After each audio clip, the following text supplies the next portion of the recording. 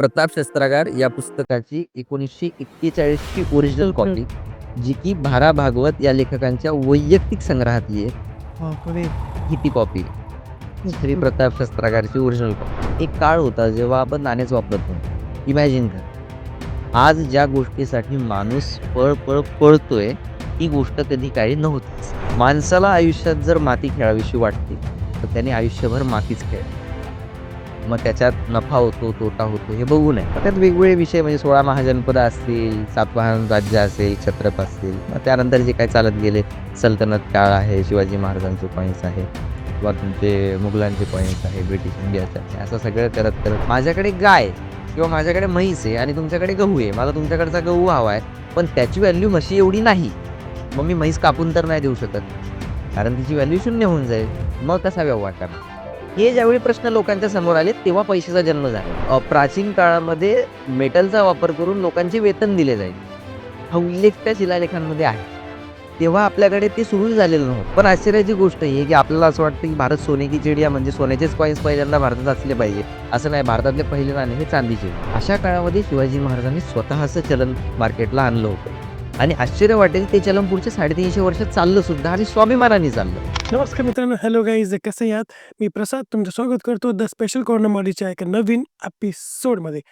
So आज आपल्यासोबत एक गेस्ट आहेत ज्यांचं नाव आहे Shri Ashutosh Patil sir. Sir assistant professor आहेत MGM युनिव्हर्सिटी आर्किओलॉजिकल डिपार्टमेंटमध्ये. सो सरांबद्दल अजून सांगायचं झालं तर सरांकडे 12,500 पेक्षा जास्त कॉईन्सचं कलेक्शन म्हणजे की नाण्यांचं कलेक्शन आहे. सरांच्या संग्रहामध्ये भारतातील पहिले नाणे जे आहेत ते वापरण्यात आले ते सुद्धा आहेत, किंवा छत्रपती शिवाजी महाराजांचे शिवराई हे सुद्धा कॉईन्स आहे, किंवा ब्रिटिशांची नाणी सुद्धा आहेत, किंवा मुघलांची नाणी सुद्धा आहेत, किंवा अशा भरपूर प्रकारची नाणी त्यांच्या संग्रहामध्ये आहेत. आशुतोष सरांनी काही पुस्तकं लिहिली आहेत, ज्याच्यापैकी पश्चिमी क्षत्रपांची नाणी हे पुस्तक जे आहे ते खूप स्पेशल आहे, कारण ते पुढे जाऊन मुंबई युनिव्हर्सिटीमध्ये अभ्यासक्रमामध्ये सामील झालं. नंतर छत्रपती शिवाजी महाराजांनी जे चलन काढलं शिवराई, याच्याबद्दल सुद्धा त्यांचं पुस्तक आहे ज्याचं नाव आहे स्वराज्याचे चलन. अजून सरांचं पुस्तक आहे ज्याच्यामध्ये नाण्यांबद्दल, म्हणजे की नाण्यांचा संग्रह कसा करावा किंवा नाणी कुठे सापडू शकतात अशा सगळ्या गोष्टींबद्दल लिहिले आहे. त्याचं नाव आहे नाणी संग्रह आणि संग्राहक. त्याच्यानंतर सरांचं अजून एक पुस्तक आहे बर्थ ऑफ बुद्धा. सो आपण सरांसोबत त्यांच्या सगळ्या प्रवासाबद्दल किंवा भारतातील नाण्यांच्या इतिहासाबद्दल अशा खूप साऱ्या प्रमाणावर. सो जर तुम्ही चॅनल नवीन असाल तर चॅनलला सबस्क्राईब आणि बेल आयकॉनला प्रेस करतो नका, कारण का मी नेहमी म्हणतो की the best is yet to come. आणि एन्जॉय दी पॉडकास्ट. लेट्स गो.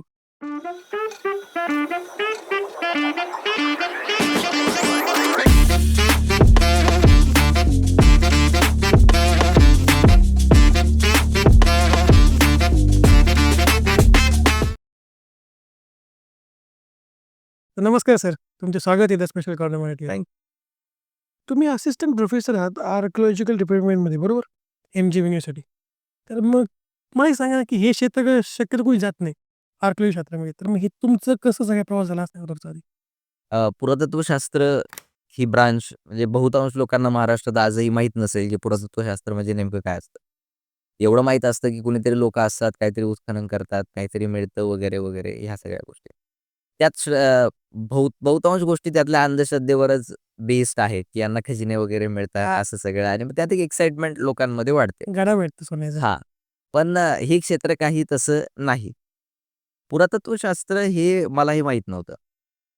जोपर्यंत मी तिथे शिकायला गेलो नाही, तोपर्यंत मला सुद्धा हे ठाऊक नव्हतं की ह्या विषयाचे कॉलेजेसही असतात किंवा ह्या विषयाचं शिक्षणही होतं, हे विषय शिकवतातही लोकं, अभ्यासही होतो, पुस्तकंही लिहिल्या जातात. याची काही कल्पना नव्हती. याचा प्रवास म्हणजे माझा पर्सनली प्रवास हा आर्किओलॉजी म्हणून सुरू झालेलाच नाही. बरं, मग? मी मुळात मराठी मीडियमकडून CBSEकडे वळालेला आणि त्यानंतर एक आवड म्हणून नाणे संग्रह करायला सुरुवात केलेला मुलगा. बरं. तेव्हा आपण याच्यात शिकू, याच्यातच पुढे करियर वगैरे करू असं काही एक डोक्यात नव्हतं.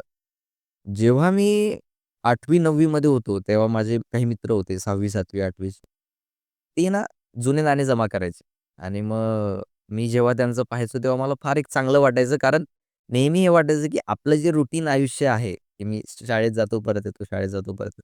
त्यापेक्षा यांच्या आयुष्यात काहीतरी वेगळं चाललंय, म्हणजे काहीतरी वेगळं करतात आणि ते पाहून फार चांगलं वाटायचं. मग मी त्यांनी कॉइन्स आणले, की मी ते बघायचो, की हे राजाचं आहे, हे राणीचं आहे वगैरे असं तसं करत. आणि जेव्हा मी एकदा गावाकडे गेलो, तेव्हा मला एक कॉइन मिळाला एडवर्डचा. मग मी तो आणला आणि त्यांना देऊन टाकला, की म्हटलं, "तुम्ही जमा करता हे ठेवा, तुम्हाला माझ्याकडनं गिफ्ट वगैरे असं." मग पुन्हा एकदा गावाकडे गेलो आणि पुन्हा दुसरा एक कॉइन मिळाला. आता प्रत्येकाच्या घरात पूजेत असतात. मी आजीकडून विनंती करून, की "आजी, मी हे त्याला देतो" वगैरे असं-तसं करून. आणि मग मी तो आणला आणि त्याला परत फ्री ऑफ कॉस्ट आपलं गिफ्ट देऊन टाकलं असंच. हं. आणि मग तेव्हा लक्षात आलं, अरे म्हटलं मागच्या वेळी दिला तो कॉइन काहीतरी वेगळा होता. यावेळी देतोय तो काहीतरी वेगळा आहे. काय? याच्यात काहीतरी इंटरेस्टिंग आहे. म्हटलं आपण जमा करायला सुरुवात केली तर आणि मग तेव्हा ती जर्नी सुरू झाली. 8वी-9वी पासून. हां, 9वी 10वीच्या आसपासचा तो फेज होता. तर मग किती जणी आहेत तुमच्याकडे? तेव्हा तेव्हा मी सुरुवात जी केली ती एवढ्या छोट्या डबीपासून केली. मग मी त्यातच एक-एक कॉइन टाकायचो आणि मग प्रत्येकाला दाखवायचो, की माझ्याकडे 200 वर्ष जुनं नाणं आहे वगैरे असं सगळं. चांगलं वाटायचं ते. काहीतरी वेगळं आहे. आणि ते करत असताना कधी घरचेही हे म्हटले नाही, की "तू हे काय करतोय?" त्यांनी सुद्धा प्रत्येक गोष्टीला प्रोत्साहनच दिलं तेव्हापासून.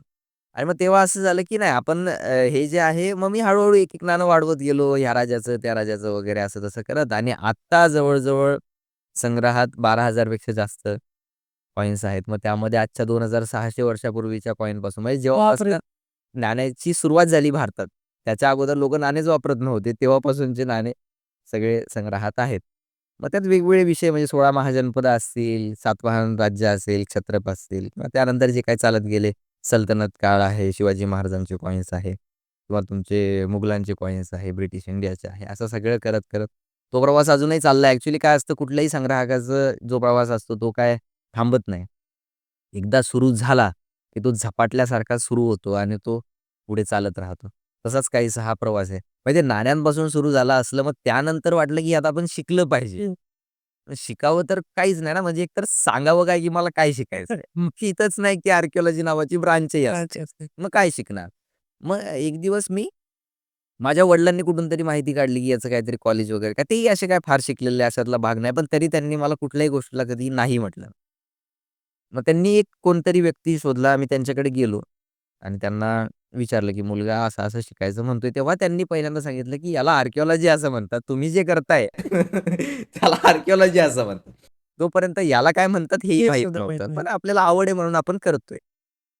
मग ठीक आहे आर्किओलॉजी म्हणतात. मग शिकायचं असलं तर काय करावं? मग त्यांनी सांगितलं, की डेक्कन कॉलेज नावाची एक संस्था आहे पुण्यात. पुण्यात. तिथे हे शिकता येतं. पण ते म्हटले, की तुम्ही हे करू नका. म्हटलं का करू नका?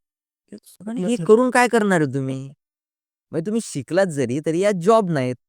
तुमची घरची परिस्थिती एवढी चांगली आहे का, की तुम्ही शिकलात आणि जरी तुम्हाला 3 वर्ष, 4 वर्ष जॉब नाही लागला तर चालेल का? मग तेव्हा माझ्यासमोर प्रश्नचिन्ह उभं राहिलं, की याच्यापेक्षा आपण एखाद्या कंपनीत काम करून घेऊ, ते जास्त बरं होईल. निदान आपण आपलं पोटपाणी तर चालवू शकू. मग तेव्हा असं झालं, की मग मी जरा थांबलो. हे जे आहे, हे आपण छंद म्हणून चालू देऊ. याला प्रोफेशन करता कामा नये. पण तेव्हा माझ्या वडिलांनी मला एकच गोष्ट सांगितली. माणसाला आयुष्यात जर माती खेळावीशी वाटते, तर त्याने आयुष्यभर मातीच खेळली पाहिजे. मग त्याच्यात नफा होतो, तोटा होतो हे बघू नये. वाह! जेव्हा माणसाच्या पोटावर येतं, तेव्हा तो त्या मातीचा बैल बनवतो, त्या मातीचा दिवा बनवतो, त्या मातीचं काय बनवायचं ते बनवतो, विकतो आणि त्याचं पोट चालवतो. तुला आवडतं ते तू कर. वाह! तेव्हा मग मी हिम्मत करून पाय आर्किओलॉजीत टाकला आणि मग त्यानंतर तो प्रवास सुरू झाला. असं मी त्या आर्किओलॉजीपर्यंत पोहोचलोय. तेव्हा सुद्धा मला हे ठाऊक नव्हतं, की याचा मी काय म्हणजे प्राध्यापक वगैरे होईल, असं काय वाटलं नव्हतं. घरच्यांनी इतका सपोर्ट करणं ज्या क्षेत्रामध्ये आपल्याला फ्युचरच माहीत नाही, हो. की this is totally blind game असंच म्हणेन मी त्याला. हा अजूनही ब्लाइंड गेम आहे. बाकी जॉब्स कसे असतात? थोडं सांगू शकाल थोडंसं? हां, जॉब साधारणतः कसे असतात यामध्ये. आता बघा, मी एका विद्यापीठात काम करतोय. मग विद्यापीठात मी सहाय्यक प्राध्यापक म्हणून काम करतोय. म्हणजे माझं काम काय? मुलांना शिकवणं, त्यांना प्रिपेअर करणं, आर्किओलॉजिस्ट बनवणं, हे काहीसं काम आम्ही आमच्या बाजूने करतो. हे काय मी एकटा करत नाही. जसे अनेक एक्सपर्ट्स असतात, ते वेगवेगळ्या विषयावरती बोलतात, त्यांना सांगतात आणि मग त्या गोष्टी पुढे जातात.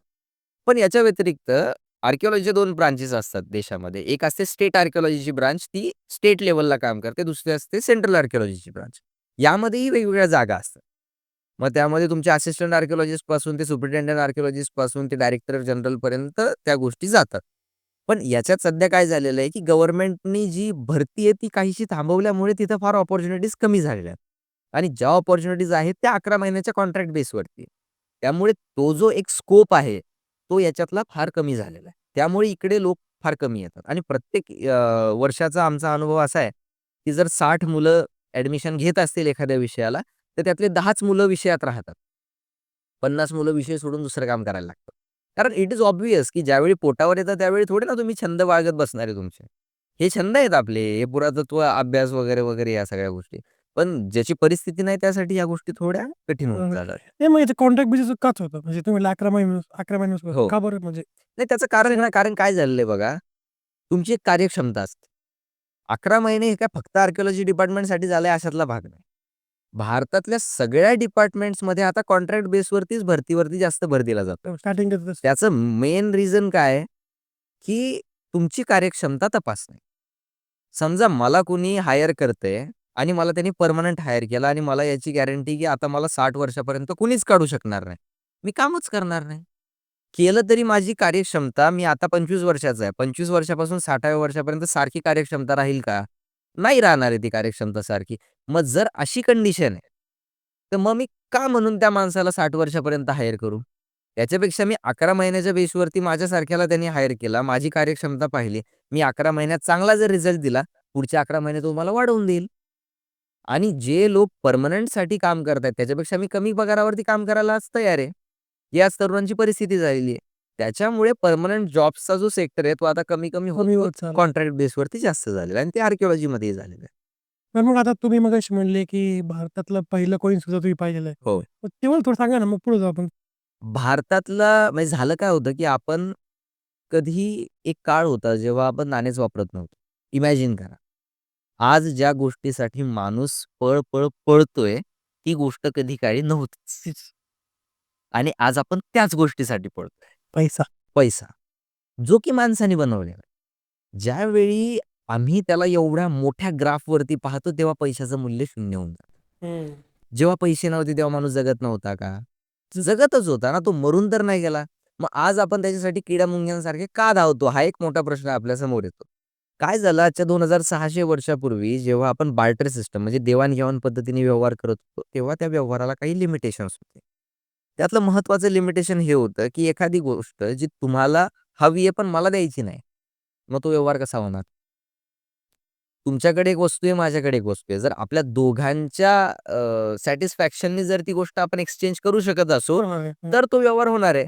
बरं त्यातही दुसरी गोष्ट ही आहे, की जरी आपण सॅटिस्फॅक्शन आपलं असेल, तुमच्याकडची वस्तू आणि माझ्याकडची वस्तू या जर 2 वेगवेगळ्या व्हॅल्यूच्या वस्तू असतील, माझ्याकडे गाय आहे किंवा माझ्याकडे म्हैस आहे आणि तुमच्याकडे गहू आहे. मला तुमच्याकडचा गहू हवा आहे, पण त्याची व्हॅल्यू म्हशी एवढी नाही. मग मी म्हैस कापून तर नाही देऊ शकत. कारण तिची व्हॅल्यू 0 होऊन जाईल. मग कसा व्यवहार करणार? हे ज्यावेळी प्रश्न लोकांच्या समोर आले, तेव्हा पैशाचा जन्म झालेला आहे. पैशाचा जन्म ह्या प्रश्नांमधून निर्माण झालाय. तर हे प्रश्न जेव्हा पडले, तेव्हा पैसा आला आणि मग गांधार वगैरे जो रिजन होता, नॉर्थ वेस्टर्न फ्रंटियर हं. इंडियन सबकॉन्टिनेंटचा, तिथे काहीशा ह्या हालचाली सुरू झाल्या, की मग आता काय वापरलं जाऊ शकतं पैसा म्हणून. तेव्हा त्यांना एक गोष्ट कळाली, की अशी गोष्ट जी कापल्याही जाऊ शकते आणि व्हॅल्यूही कमी होत नाही. इझिली कॅरी सुद्धा केल्या जाऊ शकते आणि आपण करूही शकतो. एक्सचेंज रेटला सुद्धा जगभर मिळते आणि आपण एक्सचेंजही करू शकतो. मग असं काय? तेव्हा त्यांना कळालं, की मेटल ही एक गोष्ट अशी आहे, की आपण ते वापरू शकतो. तेव्हा पैसा फक्त एक धातू म्हणून पैसा सुरू झाला. तेव्हा त्याच्यावर ₹1, ₹2, ₹5 असं काही एक लिहिलेलं नव्हतं. तर टोकन सारखं प्रकार. टोकन सारखं ते सुरू झालं होतं. मग ते कापताही यायला लागलं. मग ते अर्धही करून देता यायला लागलं, पावही करून देता यायला लागलं. म्हणून सुरुवातीचे जे कॉइन्स होते, त्या कॉइन्सवरती तुम्हाला चिन्ह दिसतात फक्त. आकार काहीही असू शकतो त्याचा वेडावाकडा. चिन्ह. फक्त एक वजन आणि चिन्ह एवढंच त्याच्यावरती आहे. मग इथून आपला प्रवास सुरू झालेला आहे. म्हणून पैसा हा मोठ्या ग्राफवरती जेव्हा पैशाला आपण पाहतो ना, तेव्हा पैसा फार छोटा दिसतो. छोटा दिसतो. म्हणजे त्यावेळेस बाहेरच्या देशावर चालू होतं का? हो. तेव्हा मेसोपोटेमिया वगैरे हे जे देश होते, तिथं जे क्युनिफॉर्म लिपीमध्ये लिहिलेले जे शिलालेख सापडले, तिथं ऑलरेडी त्या शिलालेखामध्ये लिहिलेलं आहे, की प्राचीन काळामध्ये मेटलचा वापर करून लोकांचे वेतन दिले जायचे. हा उल्लेख त्या शिलालेखांमध्ये आहे. तेव्हा आपल्याकडे ते सुरूही झालेलं नव्हतं. दस तेव्हा तिकडे ते मेटल फॉर्ममध्ये सुरू झालं होतं. मग नंतर ते आपल्याकडे आलं. मग त्या ट्रेडनुसार त्या गोष्टी सुरू झाल्या. पण आश्चर्याची गोष्ट ही आहे, की आपल्याला असं वाटतं, की भारत सोने की चिडिया म्हणजे सोन्याचेच कॉइन्स पहिल्यांदा भारतात असले पाहिजे. असं नाही. भारतातले पहिले नाणे हे चांदीचे होते. आणि मग म्हणजे त्यानंतर पहिले नाणे हे आपण चांदीचेच म्हणजे काढले. हो, हो. हे सोन्याचे नव्हते. नंतर जेव्हा कुशाण राज्यकर्ते वगैरे जेव्हा आले, तेव्हा त्यांनी पहिल्यांदा सोन्याचे कॉइन्स सोन्याचं भारतात सुरू आपण म्हणतो जे जे सोन्याचा भारत होता ते ते तो मुहूर्त काळामध्ये, नंतरच्या काळामध्ये ते झालं. मग आता तुमच्याकडे खूप सारे नाणे आहेत. तुमच्या छत्रपती शिवाजी महाराजांच्या काळातले पण नाणे होते. हो. मग पहिलं नाणं जेव्हा हातात आलं तेव्हा कसं वाटलं? ॲक्चुअली जेव्हा नाण्यांची सुरुवात केली होती, तेव्हा तर हेच माहीत नव्हतं की शिवाजी महाराजांचं नाणंही होतं. मग मी कुठून तरी माझ्या कानावरती आलं की शिवाजी महाराजांनी शिवराई नावाचं एक नाणं काढलं होतं. मग तेव्हा ऑब्व्हियस होतं की ते एक खूप मोठी गोष्ट होती ती. त्याचं कारण हे की एखादा राजा आपलं स्वतःचं नाणं चलनात आणतो म्हणजे काय साधारण गोष्ट नाही. बरोबर. ती खूप मोठी गोष्ट होती. तुम्ही एखादी गोष्ट तुम्ही कुठलीही गोष्ट बाकीची लोकांवरती थोपू शकता. तुम्ही चलन लोकांवरती थोपू शकत नाही. चलन लोक नाकारूही शकतात. म्हणजे लोकांनी नाही ॲक्सेप्ट केलं, तर ती राजाची बदनामी असते. अशा काळामध्ये शिवाजी महाराजांनी स्वतःचं चलन मार्केटला आणलं होतं. आणि आश्चर्य वाटेल ते चलन पुढचे 350 वर्ष चाललं सुद्धा आणि स्वाभिमानाने चाललं. म्हणजे अगदी 20व्या शतकापर्यंत शिवराई ही मुंबईच्या, पुण्याच्या मार्केटला चलनात होती. असं जुने सोर्स सांगतात. हो, 20व्या शतकापर्यंत early late 19th century, early 20th आलंच. सेंच्युरीमध्ये ते चलनात होतं. जेव्हा मला पहिल्यांदा कळालं, की असं-असं नाणं एका जणाकडे आहे. मी इतक्या एक्साईटमेंटनी त्या माणसाकडे गेलो होतो आणि जेव्हा त्यांनी ते नाणं माझ्या हातावर ठेवलं, माझा हात अक्षरशः असा थरथर कापायला लागला होता, की शिवाजी महाराजांचं नाणं आहे. हे त्या माणसाचं नाणं आहे, ज्यांनी एक पूर्ण काळ बदलून टाकला. ज्यांनी स्वप्न पाहण्याचा दृष्टिकोन लोकांना दिला, की अहो तुम्ही सुद्धा सामान्य माणूस असाल, तर सुद्धा तुम्ही स्वप्न पाहू शकता. आपण स्वतःचं राज्य निर्माण करू शकतो. हे ज्यांनी आपल्यापर्यंत आपल्यात रुजवलं, ज्या व्यक्तीने आपल्यात रुजवलं, त्या माणसाचं हे चलन आहे, त्या माणसाचं हे नाणं आहे. ते जेव्हा हातात आलं, तेव्हा ऑब्व्हियसली ती एक थरारक गोष्ट होती. पण तेव्हा मग तो प्रवास सुरू झाला. आता सांगायला आनंद वाटतो. माझ्या पर्सनल कलेक्शनला शिवाजी महाराजांचे जवळ-जवळ 2,500हून जास्त कॉइन्स आहेत. मग त्यात मी व्हरायटी वाईज गेलो, कारण 350 वर्ष शिवराई चालली. मग ते ऑब्व्हियस होतं, की त्यात काहीसा बदल काळानुसार होत गेला. त्यात चिन्ह आले, वजन कमी जास्त झालं. मग या सगळ्या गोष्टी मी जमा करत गेलो. वाह! आजकालच्या काळात आपण नाही का बघतो, की फॅक्टरी आहेत नोटांच्या म्हणा किंवा बनवले जातात. त्याची व्हॅल्यू ठरलेली आहे, की आपल्याला एवढीच बनवायची त्यावेळेस कसं मॅनेज केलं जात होतं? हां, त्यावेळी तसं होतं ना. म्हणजे मध्ययुगीन काळामध्ये काही टेक्स्ट्स आहेत, पुस्तकं. काही पुस्तकांमध्ये प्रॉपर लिहून ठेवलं. म्हणजे जसं की अबुल फजल नावाचा एक हुशार माणूस होता अकबराच्या दरबारात. त्यांनी एक ग्रंथ लिहिलाय ऐन-ई अकबरी. त्या ऐन-ई अकबरी ग्रंथामध्ये एक चॅप्टरच आहे टांगसाळीवर, जिथं नाणे पाडलं जातं. त्यात त्यांनी पूर्ण डिटेल लिहून ठेवलंय. राजा कशा पद्धतीने एक मेटल हा सावकाराकडे द्यायचा किंवा कॉन्ट्रॅक्ट ज्याला दिलाय नाणे पाडायचा त्याच्याकडे द्यायचा. म्हणजे उदाहरणाखातर 1 किलो चांदी जर दिली, तर 1 किलो चांदीमधलं तुम्हाला जर ती कॉन्ट्रॅक्ट दिलेलं आहे, तर तुम्ही काय करणार? राजा तुम्हाला सांगणार, की हा 1 किलो चांदी आहे. या चांदीचा हा पर्सेंटेज मला हवा आहे त्याच्यामध्ये. ही डाय आहे त्या कॉइन पाडायचे. ह्या डायने तुला हे कॉइन्स पाडायचेत. ते कॉइन्स पाड. 100 कॉइन जर पडत असतील, तर 20 कॉइन ही तुझी मजुरी म्हणून ठेव. 80 कॉइन आम्हाला परत आणून दे. मग तो त्या पद्धतीने काम करायचा. म्हणून ते पूर्ण अधिकार जे ते राजाकडे असायचे, की आपल्याला किती कॉइन्स मार्केटला आणायचे. एक उदाहरण जर याचं सांगायचं झालं, ज्यावेळी अति कॉइन्स मार्केटला येतात, त्यावेळी तो फ्लो जो असतो ना, तो फार म्हणजे त्याचं डिमॉनिटायझेशन होत जातं किंवा त्याची फेस व्हॅल्यू पडून जाते किंवा कॉइनची व्हॅल्यूच पडून जाते.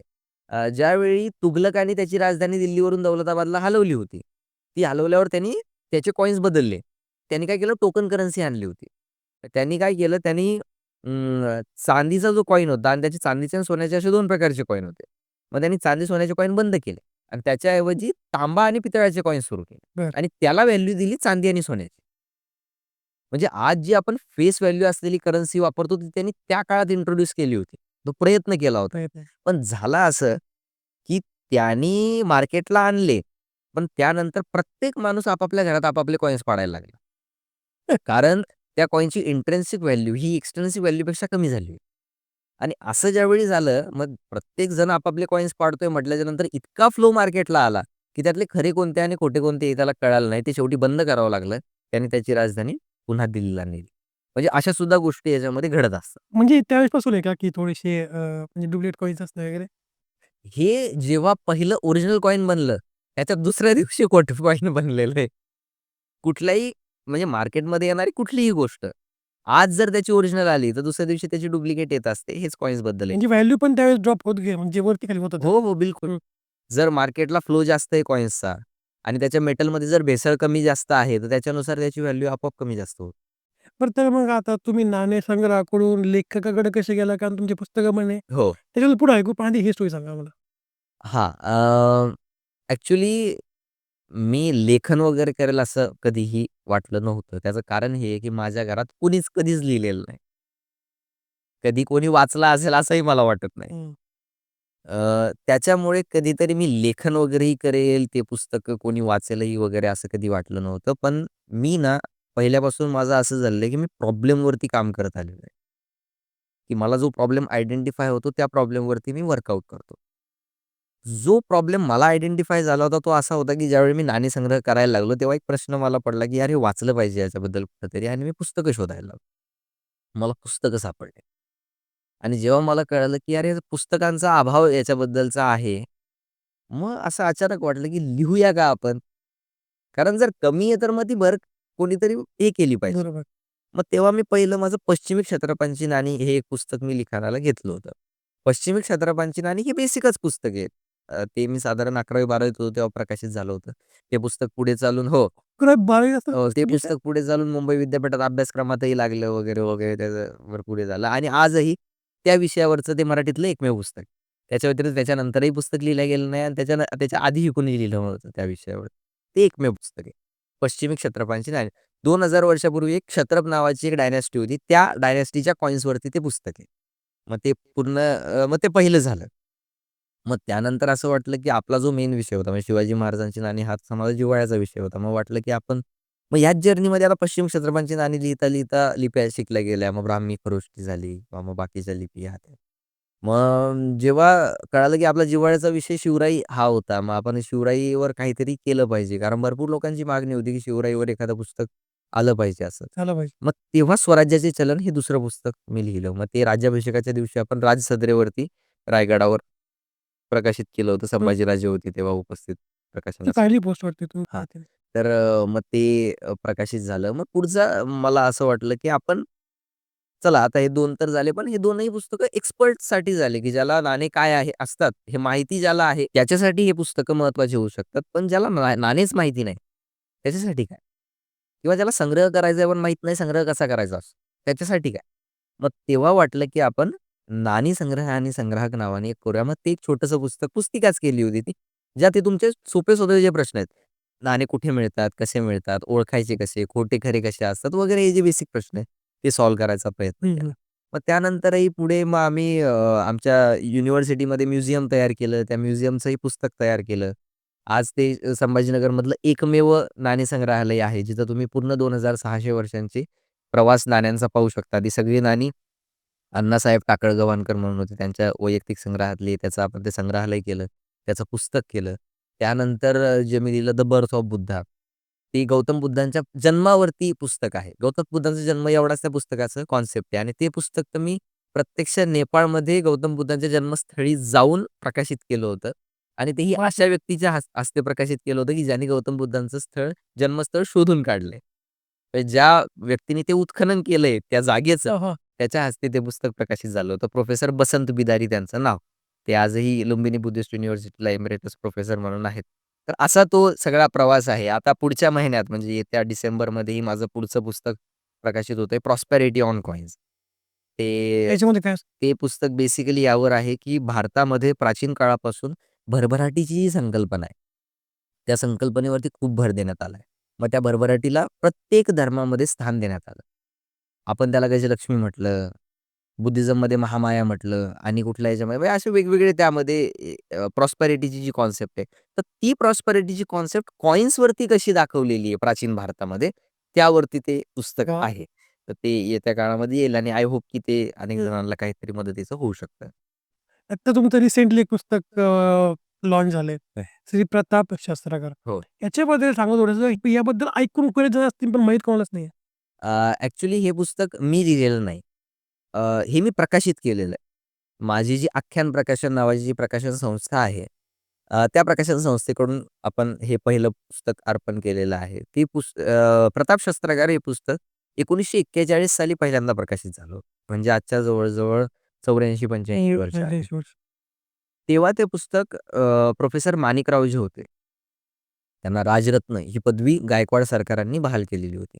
तर राजरत्न प्रोफेसर माणिकरावांनी हे पुस्तक लिहिलं. हे लिहिलं होतं प्रतापसिंह महाराजांच्या शस्त्रसंग्रहावर.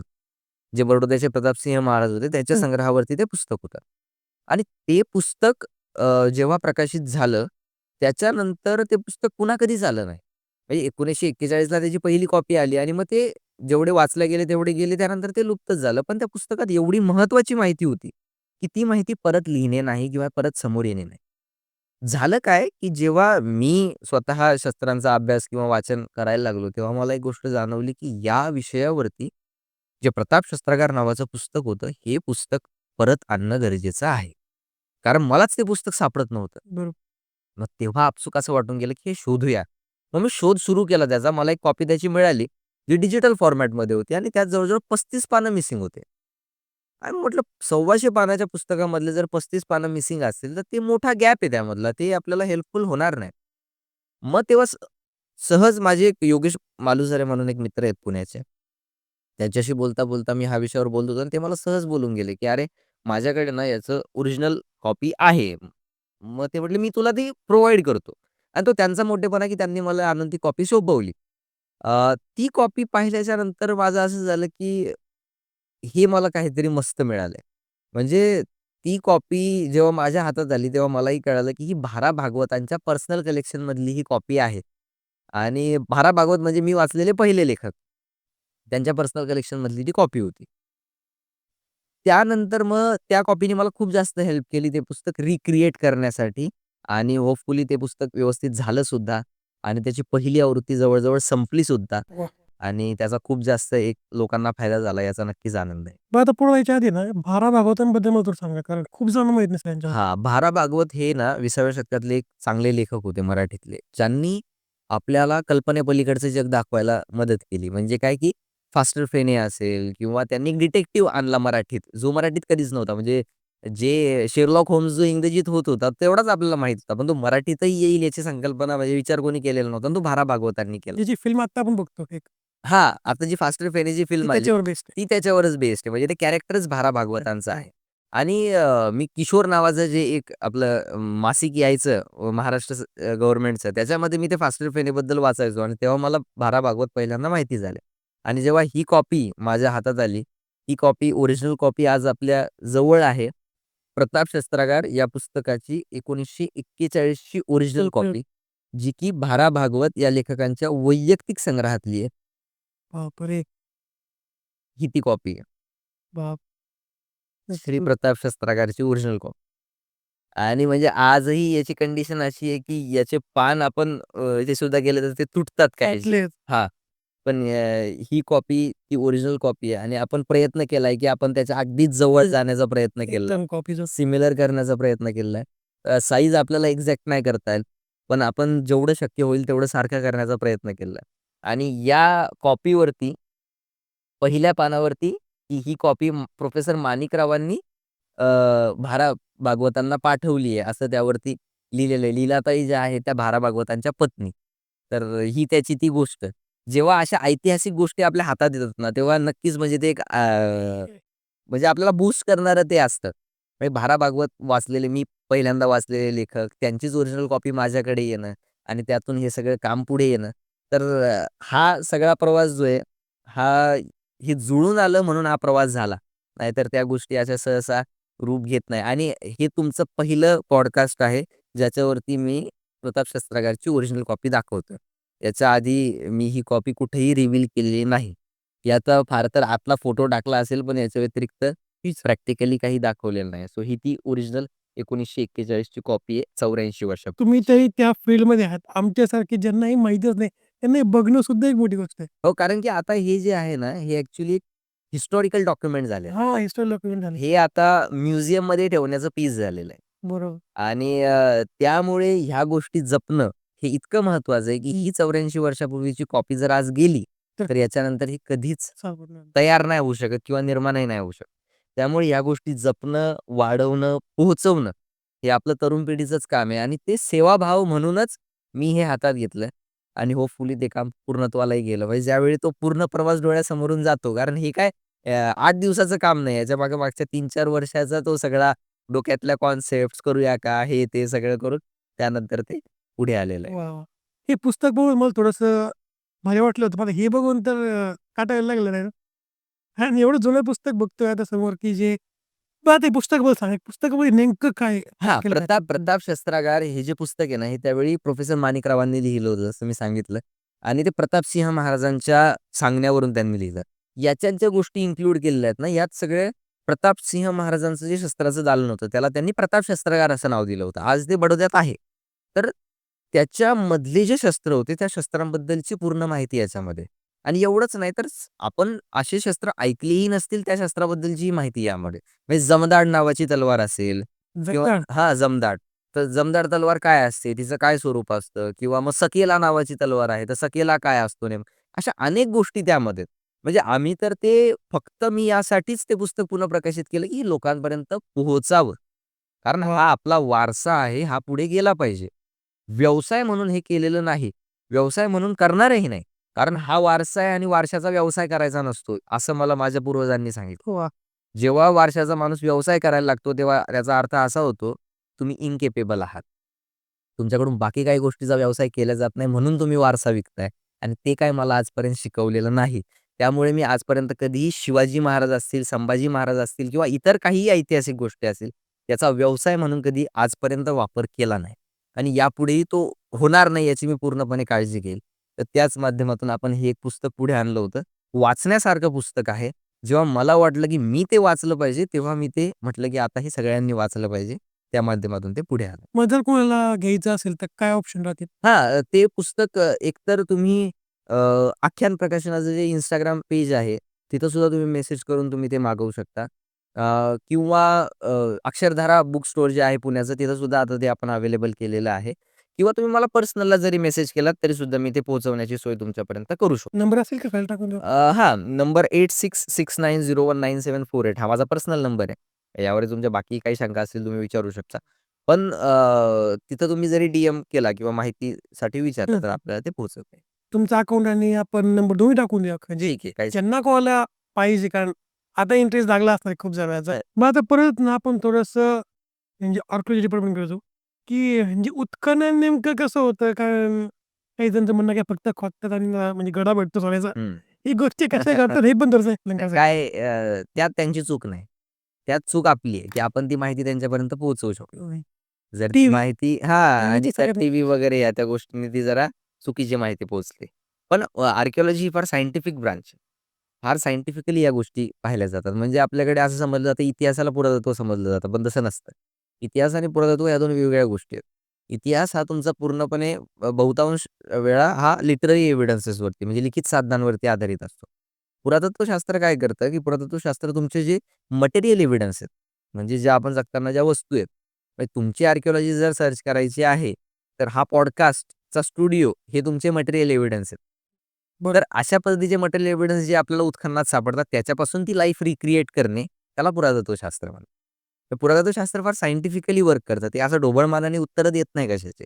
त्याच्या डेटिंग्स होतात, त्याचे सायंटिफिकली सगळे एक्स्कॅव्हेशन्सही सायंटिफिकली केले जातात. म्हणजे आपल्याला वाटत असेल, की आपण मोठमोठे फावडे घेऊन हे करत नाही. छोटे-छोटे असतात. म्हणजे दिवसभरामध्ये हार्डली 10 इंच, 20 इंच, एखादा फूट एवढंच फक्त उत्खनन केलं जातं. त्यापेक्षा जास्त जातही नाही आम्ही. कारण कधी कोणत्या लेयरला आपल्याला काय महत्त्वाची वस्तू सापडेल किंवा वस्तू सापडणं हा आर्किओलॉजीचा एम नाहीये. फक्त वस्तू सापडून काही होत नाही. ती वस्तू कुठं सापडली हे सुद्धा महत्त्वाचं असतं. म्हणजे एखादा मणी हा तुम्हाला एखाद्या किचनमध्ये सापडणं, तोच मणी तुम्हाला एखाद्या मृतकाच्या बाजूला सापडणं, तोच मणी कोणत्यातरी बाळाच्या हातात सापडणं, मेलेल्या मृतकाच्या, याचे प्रत्येकाचे अर्थ वेगवेगळे लागतात. ते अर्थ लावण्याचं काम हे आर्किओलॉजीचं असतं. त्यामुळे ही ब्रांच फार फार सायंटिफिकली वर्क करते. आता अल्टिमेट एम काय असतं आर्किओलॉजी? आर्किओलॉजीचा अल्टिमेट एम हा फक्त एवढाच आहे, की आपला भूतकाळ समजून घेऊन, आपल्या भूतकाळाचा अभ्यास करून, आपलं वर्तमान आणि आपलं भविष्य चांगलं करण्यासाठी मदत करणे. हा आर्किओलॉजीचा अल्टिमेट एम आहे. इतिहासाचाही अल्टिमेट एम हाच असतो. या दोन्हीमध्ये कळतंय? फरक काय आता? तर म्हणजे कोणतं युद्ध कोणत्या साली झालं, हे तेवढंसं महत्त्वाचं नाहीये. ते का झालं? त्याचे परिणाम काय झाले? त्याचे आज आपल्यावरती परिणाम काय होतात? इथपर्यंतचा अभ्यास करणं हे आर्किओलॉजीचं एम आहे. कारण आपल्याला वाटतं असं नेहमी, की आपला कशाला तो भूतकाळ वाचायचा आहे, काय करायचं ते करून. पण तुमच्यावर कळत-नकळत तुमच्यावरती भूतकाळ प्रभाव पाडत असतो. आणि तो इतका प्रभाव पाडत असतो, की तुमचं जगणं सुद्धा त्याच्यावरती ठरू शकतं. म्हणजे त्याच भूतकाळाच्या जोरावरती अनेक शतके, अनेक लोक गुलामीत राहिले. त्याच भूतकाळाच्या जोरावरती अनेक शतके, अनेक लोक राजे झाले. याला काय हे होते फक्त भूतकाळ एवढंच काय त्याचं हे होतं ना, त्याच्या व्यतिरिक्त काय होतं आपल्याकडे? पण भूतकाळ खूप जास्त मॅटर करतं. आणि तुमच्या मागच्या पिढ्यांनी काय केलं, हे जर तुम्हाला माहिती असेल, तर तुम्ही नक्कीच तुमचं जे वर्तमान आणि भविष्य आहे ते चांगलं करू शकता. आजही तुम्ही पहा महाराष्ट्रात अनेक ठिकाणी, अनेक पिढ्यांमध्ये शिवाजी, संभाजी, राजाराम हे नावं परत-परत ठेवले जातात. का ठेवतो आपण हे नावं? कारण जसा शिवाजी महाराजांनी पराक्रम गाजवला, संभाजी महाराजांनी पराक्रम गाजवला, तसाच पराक्रम माझ्या येत्या पिढ्यांनीही गाजवला पाहिजे, ही भावना आपल्या मनात निर्माण होणं हे जास्त महत्त्वाचं आहे. म्हणजे तुम्हाला एक छोटंसं उदाहरण मी सांगतो. शिवाजी महाराजांचं जे नाणं आहे शिवराई, शिवराय. आता माझ्या एका मित्राला मुलगी झाली आणि त्यांनी मला विचारलं, की "मुलीचं नाव काय ठेवावं रे?" मग मी त्याला सहज बोलता-बोलता म्हटलं, की "शिवराई हे नाव चांगलं वाटतं, ते तू ठेवू शकतो." म्हणे, "काय त्याचा अर्थ?" म्हटलं, "शिवाजी महाराजांच्या स्वराज्याचं स्वाभिमानी चलन, लक्ष्मी थोडक्यात काय, स्वराज्य लक्ष्मी." स्वराज्याचे. त्याला एका मिनिटात ते एवढं भावलं, की जशी शिवाजी महाराजांच्या स्वराज्याची भरभराट या सगळ्या ह्याच्यात होत गेली, तशीच भरभराट हिच्या पावलांनी संपूर्ण घराची होत जाईल. त्यांनी एका मिनिटात ते नाव मिळालं, मी हेच नाव ठेवणार. त्याने त्याच्या मुलीचं नाव ते ठेवलं. म्हणजे आपण काय करत असतो, आपल्या भूतकाळातून आपण प्रेरणा घेऊन पुढे वाटचाल करत असतो. म्हणून काय तो भूतकाळ आपला महत्त्वाचा आहे. महाभारतात तुम्हाला माहिती आहे महाभारत होऊन गेलं. त्यावेळेस आपण दुर्योधन म्हणा अशी नावं ऐकतो. आता आपण दुर्योधन नावाकडे बघतच नाही. दुःशासन नावाकडे बघत नाही. कैकेयी नावाकडे बघत नाही. हो. तसाच प्रकार की बरोबर आहे. त्याचा अफजलखान नाव वापरतो. कोणीच ठेवत नाही. कारण इम्पॅक्ट इतिहासाचा. वाईटाला आपण कधीच प्राधान्य देत नाही. कारण आपल्याला ते हे असतं, की आणि त्याचा प्रभाव पडतो. म्हणजे तुम्हाला आश्चर्य वाटेल, बिहारमध्ये एक गाव आहे. त्याचं नाव आहे पाकिस्तान. बरं. भारतातल्या बिहारमध्ये पाकिस्तान नावाचं गाव आहे आणि परिस्थिती इतकी वाईट आहे, की त्या गावच्या मुलांना कोणी मुली देत नाही. म्हणजे किती एखाद्या याचा प्रभाव पडू शकतो. कारण त्यांचं असं म्हणणं आहे, आम्ही पाकिस्तानात मुलगी देणार नाही. देणार नाही. म्हणजे खरं त्यात तथ्य काहीच नाहीये. पण हे होतंय. तर याचा प्रभाव आपल्यावरती कमी जास्त प्रमाणात तो पडतच असतो. इतिहास आणि पुरातत्व विभाग याच्यामध्ये काय डिफरन्स घेऊ? हा इतिहास काय करत असतो, बरेच लोक यात कन्फ्यूज होतात, की हं. इतिहास आणि पुरातत्व त्यांना सारखंच एकच आहे. हां. वाटतं. म्हणजे बघा, की महाराष्ट्राच्या गडकिल्ल्यांचा आतापर्यंत आपण फक्त इतिहासच लिहत आलो. हं. हं. अजून आपण पुरातत्वात हातच घातला नाही. त्या गडकिल्ल्यांवरती उत्खनन करणं, त्या गडकिल्ल्यांवरती काय अवशेष मिळतात, त्याचे अर्थ लावणं, हे काम पुरातत्व करतं. आतापर्यंत आपण काय केलं, या किल्ल्यावर हे युद्ध झालं, हे कुठल्यातरी पुस्तकात लिहिलेलं आहे, त्याचा वापर करून आपण पुस्तकात रेफरन्स जोडला. पण हा इतिहास झाला. ज्यावेळी आपण याला पुरातत्वाचा आधार देऊ, त्यावेळी त्या इतिहासाला आणि बळकटी येते. तर हे बळकटी देण्याचं काम पुरातत्व करतं. तर इतिहास आणि पुरातत्व हे हातात हात घेऊन चालत असतं. पण त्यांना अजूनही मला असं वाटतं महाराष्ट्रात आपण तेवढेसे सक्सेसफुल झालेलो नाही आहोत. नाही. त्यांना आपण हातात हात घेऊन सांगड घालून आपण पुढे चालण्यामध्ये. कारण अजूनही आपल्या महाराष्ट्रातले गडकिल्ले पहा ना, की त्यातले बहुतांश गडकिल्ले असे आहेत, की ज्यावर अजूनही उत्खनन झालेलं नाही. आता येत्या काळात होईलही. पुरातत्व विभाग असेल, सेंट्रल असेल, स्टेट असेल, ते त्यावरती काम करतायत. पण आपल्याला त्याकडे फोकस करण्याची आवश्यकता आहे. त्या काळाची एक वेगळी नजर भेटेल आपल्याला त्याला. हां, याचे खूप पर्स्पेक्टिव्ह वेगळे मिळतात. आता सुद्धा भरपूर गडकिल्ले संवर्धन संस्था ज्या आहेत, ते भरपूर लोकं माझ्याकडे येतात. त्यावेळी मी त्यांना सांगतो, की तुम्ही जर एखादं टाकं उपसताय, करू नका. आपल्याला वाटतं, की आपण तो गाळ काढतोय, पण दुसऱ्या अँगलने आपण ते डिस्ट्रॉय सुद्धा करतोय. का डिस्ट्रॉय करतोय? तुम्ही ज्यावेळी एखादं टाकं पाहता, त्या टाक्यामध्ये लेयर बाय लेयर अनेक शतकांचा वारसा बनलेला आहे. करेक्ट. बरोबर? बरोबर. आज 2025 मध्ये मी जाऊन एक पैसा फेकतो. तो 2025च्या लेयरला जाऊन बसतो. बरोबर आहे. तशाच पद्धतीने मागच्या खाली शेकडो वर्षापासून हां. ते तळापासून आतापर्यंत आलेलं आहे. आपण काय करतो, एक जे-सी-बीचं हे टाकून पूर्ण उपसून बाहेर फेकून देतो आणि शेकडो वर्षाचा जो इतिहास तयार झालाय, तो एका मिनिटात नामोनिशाण खतम. आता हे जे आहे, हे नुकसान झालं ना. हं. पण आपल्याला काय वाटलं, की आपण गाळ काढून मोकळी केली टाकी. पण तसं पुरातत्वाच्या नाहीये. दृष्टिकोनातून ते नुकसान झालेलं आहे. नुकसान झालं. त्याच्याच ऐवजी जर ते वाळू दिलं पूर्ण आणि नंतर जर त्याचं एक्सकॅव्हेशन प्रॉपर यांनी केलं, तर आपल्याला कळू शकतं, की कोणत्या लेयरला काय म्हणजे इथं कोण-कोण लोकं कोणकोणत्या काळात राहून गेले. जर आपल्याला तिथं एखादं सातवाहनांचं नाणं सापडलं, तर आपल्याला सांगता येऊ शकतं, की ह्या किल्ल्याचं पुरातत्व हे सातवाहन काळापर्यंत जातं. 2000 वर्ष अगोदरपर्यंत जातं. पण आपण काय करतोय, की हे सगळे अवशेष असं करून त्याचे नामोनिशाण मिटवून टाकतो. तर आपण फक्त हे म्हणणं आहे, की आपली भावना जी आहे ती चांगलीच आहे. भावना वाईट नाही. पण त्या भावनेला सायंटिफिकली आपण थोडा टच दिला पाहिजे. जर तो टच दिला तर आपण आणि काहीतरी चांगलं करू शकतो. मग आता आपण जे बघतो नाही का, की 2 लाख 3 लाख वर्षापूर्वीचे औषध सापडले. हो. तर मग ते कसं ठेवलं जातं? आता बऱ्यापैकी माहिती आहे कार्बन डेटिंग वगैरे असतं. हं, हं. अजून काय गोष्टी नाही असतात? भरपूर असतात. म्हणजे तुम्हाला डेंड्रोक्रोनॉलॉजी नावाचा एक प्रकार आहे. आता डेंड्रोक्रोनॉलॉजी म्हणजे काय झाडांचं वय काढणं. बरं. झाडांचं सुद्धा वय काढलं जातं. ज्यावेळी तुम्ही एखादं झाड कापता ना, त्याच्यातल्या रिंग्स तुम्हाला ज्या दिसतात, ते त्याचं वय सांगतात, की हे झाड किती वर्ष जुनं आहे. त्याला डेंड्रोक्रोनॉलॉजी म्हटलं जातं. दुसरा थर्मोल्युमिनिसन्स नावाची एक टेक्निक आहे. आता थर्मोल्युमिनिसन्स म्हणजे यामध्येच तुम्हाला कळतं, की थर्मो म्हणजे आग आणि लुमिनिसन्स म्हणजे लाईट. तर तुम्ही आग दिल्यानंतर किती लाईट रिफ्लेक्ट होतो त्यातनं आणि त्या रिफ्लेक्शनवरून ती डेट काढली जाते, की हे किती वर्ष जुनं असलं बापरे! पाहिजे. बेसिकली हे तुमच्या पॉटरी वगैरे जी असते, म्हणजे जे याच्या अगोदर बर्न झालेले प्रॉडक्ट्स आहेत, ते प्रॉडक्ट्स तुम्हाला ते चांगलं, की लास्ट टाईम हे कधी लाईटला एक्सपोज झालं होतं. म्हणजे एखादं जर भांडं आहे, ते भांडं आजच्या 2000 वर्षा अगोदर जाळलेलं आहे. कारण त्याला परिपक्व करण्यासाठी. त्याला तुम्ही पुन्हा थर्मोल्युमिनिसन्समध्ये जर हे केलं, तर ते तुम्हाला सांगू शकतं, की एवढ्या-एवढ्या वर्ष जुनं आहे. अशा भरपूर टेक्निक्स आहेत. ते तर मी 1-2 हां, सांगितल्या. हां. कार्बन 12 आहे, कार्बन 14 आहे. मग कार्बन 14 वरून तुम्हाला एक्झॅक्ट डेट मिळते. अशा भरपूरशा मग हे तुमच्या सायंटिफिक मेथड्स झाल्या. त्याच्या व्यतिरिक्त तुमच्या तुमचे हे सुद्धा आहेत म्हणजे अ, ज्याला ही एक्झॅक्ट डेटिंग मेथड झाली. रिलेटिव्ह डेटिंग सुद्धा आहे, की एक लेयर उत्खनन करत असताना त्या लेयरमध्ये काय-काय वस्तू मिळतायत. मग त्या वस्तूवरून आपल्याला कंपॅरेटिव्ह स्टडी करून डेट करणे.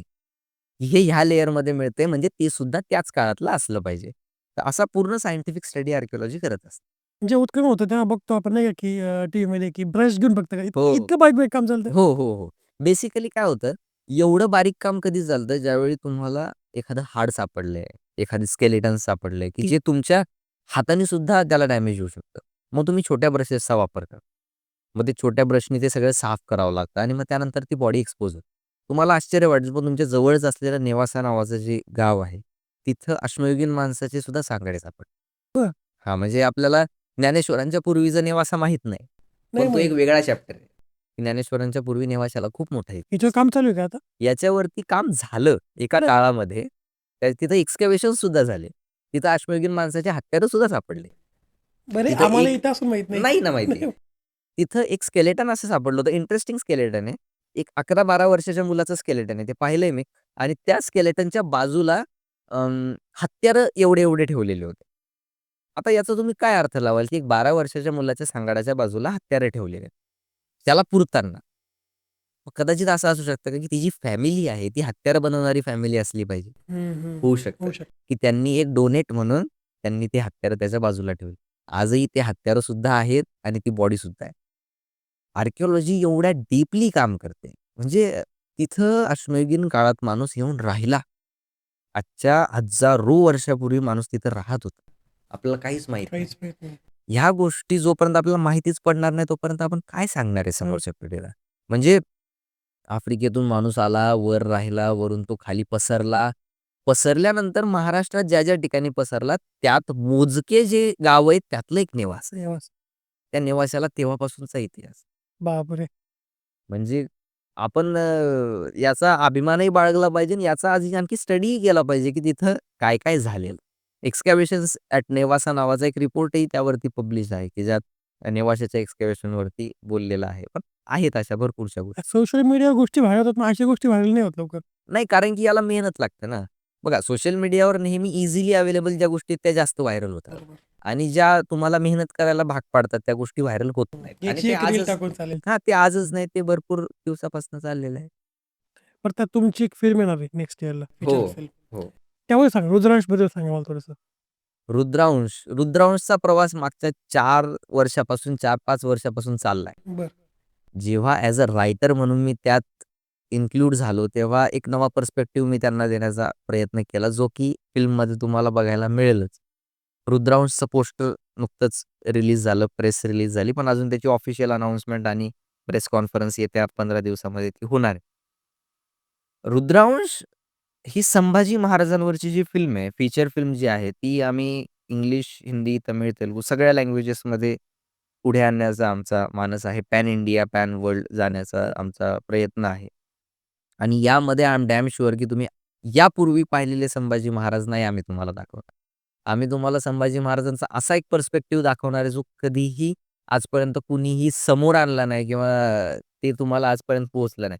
आम्हाला नेहमी आम्ही सगळेच कलाकार मंडळी म्हणून जेव्हा एकत्र बसतो, तेव्हा आम्ही त्या कमर्शियलायझेशनपेक्षा नेसेसिटीकडे जास्त लक्ष देतो, की काय आपण लोकांना दाखवलं पाहिजे किंवा काय गरज आहे आज दाखवण्याची. कॉमर्स म्हणून एक वेगळा पार्ट असतो. जर तुमची क्वालिटी आहे, तर कॉमर्स होऊनच जाईल. तो नंतरचा भाग आहे. पण आपण क्वालिटी कंटेंट दिला पाहिजे किंवा क्वालिटी म्हणून त्या गोष्टी समोर ठेवल्या पाहिजे. आम्ही ॲज अ रायटर म्हणून मी आर्किओलॉजिस्ट आहे, हिस्ट्री प्रॅक्टिशनर आहे. तर मी याचा पुरेपूर प्रयत्न केलेला आहे, की त्यामध्ये आपण हिस्टॉरिकली आपण पूर्ण बॅलन्स्ड फिल्म ठेवण्याचा प्रयत्न केलेला आहे.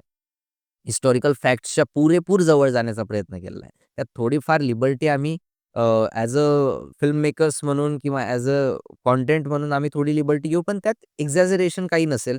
त्यात जे काही रिअलिझमला धरून आहे, ते आम्ही मांडण्याचा त्यात प्रयत्न केलेला आहे. त्यातले सगळे गाणे जे आहेत ते सुखविंदर सिंग यांनी गायलेले आहेत. वाह! सुखविंदर सिंग सगळ्यांना परिचित आहेत. सगळ्यांना माहिती. त्यांच्यासोबत काम करण्याचाही आमचा खूप चांगला अनुभव होता. रुद्रांश ही एक फार ड्रॅमॅटिक आणि फार एक रिअलिझमनी भरलेली फिल्म आहे, ज्यामध्ये तुम्हाला संभाजी महाराज असे दिसतील, की जे तुम्ही कदाचित यापूर्वी कधीच पाहिले नाही. त्याचा जो संघर्ष आहे, तो संघर्ष कुणाविरुद्ध आहे, कसा आहे, काय आहे, हे पूर्ण येत्या काळात टीझर वगैरे जेव्हा रिलीज होईल, कळेल. तेव्हा तुम्हाला पण कळेल. कधी अंदाज कधी देऊ शकतो तिचा? अ, आमचा तर प्रयत्न हा आहे, की येत्या वर्षामध्ये म्हणजे 2026 मध्ये फिल्म लॉन्च रिलीज झाली होईल. पाहिजे. ओके. तर मग आता पुस्तकाचं लेखन करणं आणि फिल्मचं लेखन काय प्रॉब्लेम फेस केला? हां. अ, आहेत. म्हणजे खूप गोष्टी वेगवेगळ्या आहेत. असतात. कारण तुम्ही एखादं पुस्तक ज्यावेळी लिहिता, त्यावेळी तुमचा हेतू असा असतो, की तुमच्या त्यातही 2 प्रकार आहेत. नॉन फिक्शन लिहिणं आणि फिक्शन लिहिणं. आतापर्यंत मी पूर्णतः नॉन फिक्शनकडे म्हणजे लिहत आलोय, की ज्यात पूर्ण सायंटिफिक डेटा, त्याचे रेफरन्सेस जागच्या जागी वगैरे, वगैरे अशा सगळ्या गोष्टी. ज्यावेळी तुम्ही फिल्मकडे वळता ना, ॲज अ फिल्मचा लेखक म्हणून ज्यावेळी तुम्ही पाहता, तेव्हा तुम्हाला फिक्शनलकडे भरपूर हं, हे हं. करावं लागतं. कारण तुम्हाला त्या गोष्टी फक्त लिहायच्या नसतात, तर तुम्हाला त्या दाखवायच्या असतात. त्या पूर्ण थिएटरमध्ये दाखवायच्या असतात, बरोबर. की त्या स्क्रीनवरती कशा दिसतील याचाही तुम्हाला विचार करायचा असतो. आणि ते एवढं सोपं नाही. त्यामुळे म्हणजे मी जरी लिहिलं, की शिवाजी महाराज आले आणि घोड्यावरून उतरले, हे एक वाक्य जरी असलं, तरी ते दाखवताना मात्र कस लागतं. बरोबर आहे. मग क्लोज शॉट कुठं आहे, लाँग शॉट कुठं आहे?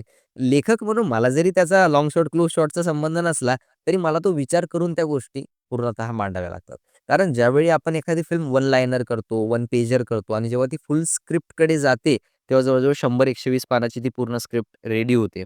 त्यात शॉर्ट डिव्हिजन होते, सीन डिव्हिजन्स होतात, ॲक्शन सीन डिव्हिजन होतात आणि मग त्या सगळ्या गोष्टी पुढे येत जातात. तर तो एक मोठा ग्राफ असतो तो फिल्म लिहिणं म्हणजे ते अजिबात सोपं नाही. पण तो माझ्यासाठी खूप चांगला एक्सपिरियन्स होता. हं. ॲज अ रायटर म्हणून ही माझी फर्स्ट फीचर फिल्म आहे. याआधी मी शॉर्ट फिल्म्स वगैरे, डॉक्युमेंटरीज वगैरे येथे काम केलं असलं, तरी सुद्धा फीचर फिल्म म्हणून हे पहिलं येतंय. आम्ही सगळेच एक्सायटेड आहोत, की ते कशा पद्धतीने वर्कआउट होतंय. But let's see. वाह! पुस्तक लिहिताना तुम्ही एक फक्त बघताय, की एक वाक्य तुम्हाला लिहायचं आहे. फिल्म येते थोडक्यात जास्त बोलतो कदाचित, पण एंटरटेनमेंट दाखवणं गरजेचं आहे. हिस्टॉरिक वेने असो किंवा कॉमेडी वेने असो कसं पण.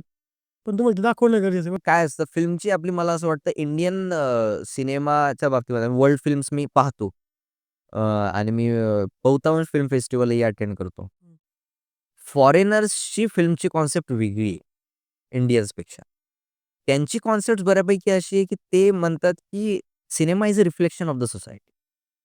सिनेमा हा सोसायटीचा रिफ्लेक्शन आहे. आणि सोसायटी जर एंटरटेनिंग नाही, तर सिनेमा तेवढा एंटरटेनिंग नसतो. बहुतांश फॉरेन फिल्म या तुम्हाला एंटरटेनिंग फार कमी दिसतात. हं, हं. त्या तुम्हाला रिअलिझमकडे जाणारे जास्त वाटतात. बहुतांश फिल्म अशा असतात, की ज्यात एकही गाणं नाही. पण त्या रिअलिझमला पूर्णतः दाखवणाऱ्या असतात. पण इंडियन फिल्म तशी करत नाही. इंडियन फिल्म हे प्रॉपर मसाला असते. पण आम्ही तसं करणार नाहीये. ते बाकीच्या गोष्टी नंतरच्या. पण आम्ही त्याला जो टच देण्याचा प्रयत्न केलेला आहे, तो पूर्ण हिस्टॉरिकल कारण पिरियड फिल्म बनवणं is not a easy thing. बरोबर. पिरियड मराठीमध्ये जे पिरियड फिल्म बनतात ना, ह्या फार सो बनतात. असं माझं पर्सनल ओपिनियन आहे. मग त्यात भरपूर टेक्निकल एरर्स असतात, त्यात भरपूर स्टोरीचे एरर्स असतात, त्यात भरपूर प्रयत्न चांगले असतात तिथे. आपण प्रयत्न चुकीचे आहेत असं म्हणत नाही आपण. पण तरीसुद्धा त्या काहीशा हे वाटतात. पण ज्यावेळी फॉरेनर्स त्याच फिल्म्स बनवतात ना, त्यावेळी त्या फिल्म्स खूप ग्राफनी जातात. म्हणजे आता तुम्ही क्रिस्टोफर नोलनची येणारी एक फिल्म आहे, अलेक्झांडरवरती आहे.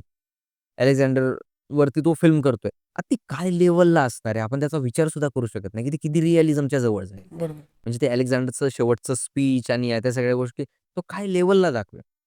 किंवा त्यांनी पिरियड फिल्म ओपनहेमर सारखी फिल्म असेल त्यांनी बनवली किंवा याच्या अगोदर ज्या झालेल्या फिल्म्स आहेत, त्या फिल्म्स काहीतरी नेक्स्ट लेव्हल होत्या. इंडस्ट्रियल इंटरस्टेलर असेल, काहीतरी नेक्स्ट लेव्हलच्या फिल्म्स होत्या किंवा पिरियड फिल्म्स ज्या त्यांनी बनवल्या म्हणजे तुम्ही अ, भरपूरशा सीरीज घ्या. गेम ऑफ थ्रोन्स सारखी सीरीज असेल.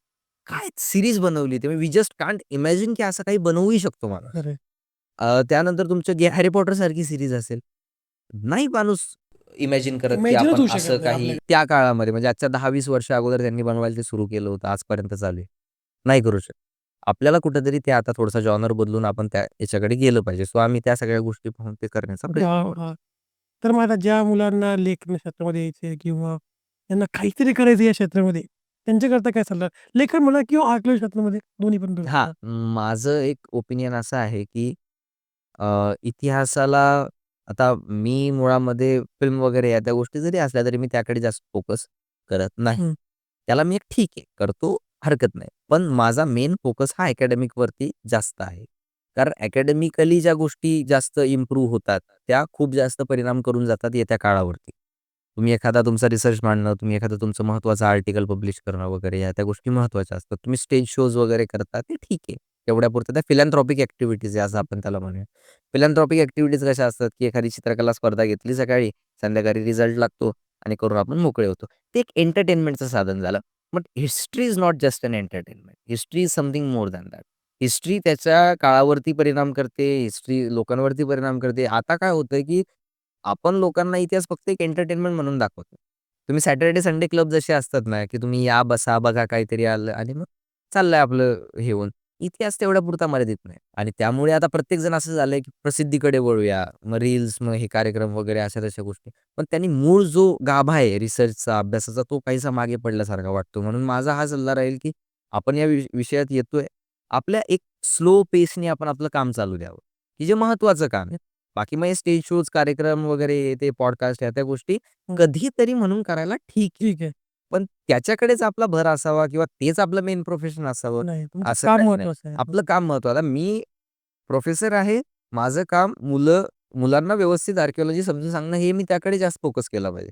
बाकी मग ह्या त्या गोष्टी ज्या आहेत तर 2-4 महिन्यातून एखाद दिवशी हरकत नाही. ठीक आहे चालायचं असं आहे. मला एक कॉन्ट्रोव्हर्शियल विषय देऊ हां, शकतो. हां. आपण काय म्हणतो, की खूप ठिकाणी कॉन्ट्रोव्हर्सी चालू पण आहे, की इतिहासामध्ये लहान मुलांना म्हणा, की या छत्रपती शिवाजी महाराजांबद्दल शिकवलं पाहिजे का औरंगजेबबद्दल शिकवलं पाहिजे? हे नेमकं काय झालं पाहिजे थोडं तुमच्या मला मला असं वाटतं आपल्याला शिकवायचं आहे काय नेमकं? 2 गोष्टी आहेत.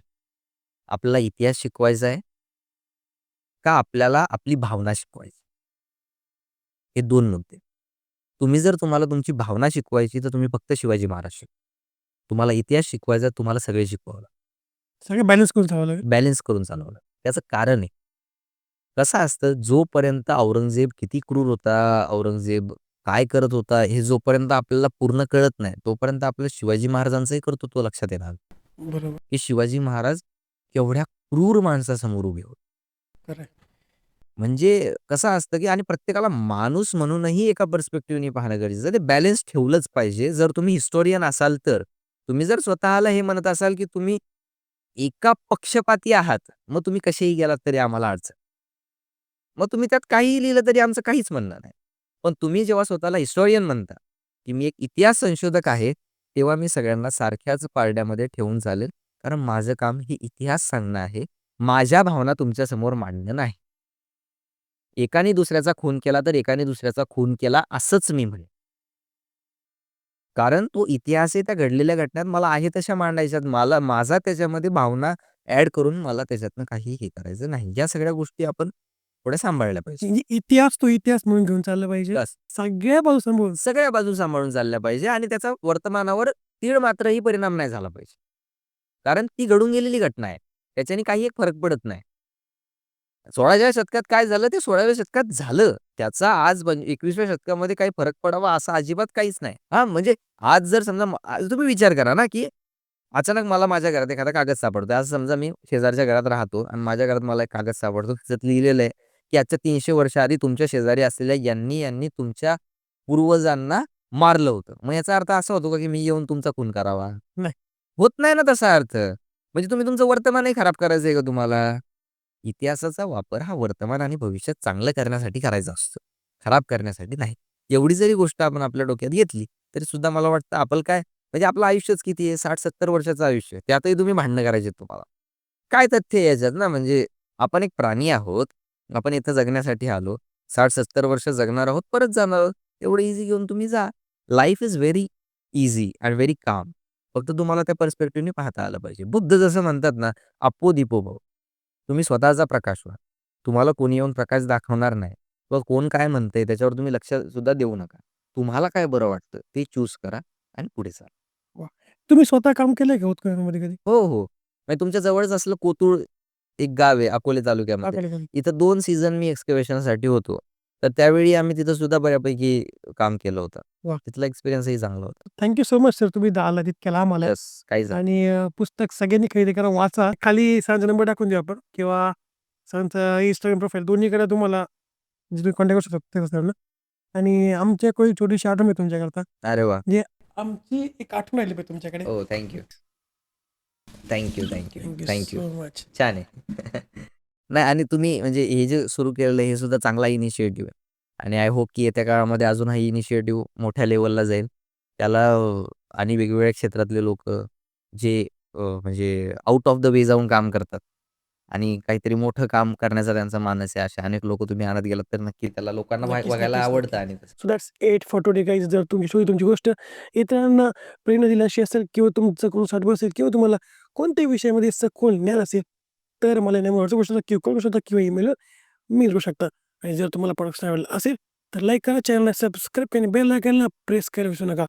कारण का मी नाही म्हणतो की the best is yet to come. आणि मला कमेंट करून नक्की सांगा की तुम्हाला पॉडकास्ट कसा वाटला आणि तुम्हाला माहीत होतं का की बारावीला पहिले चॅनल कोणते होते.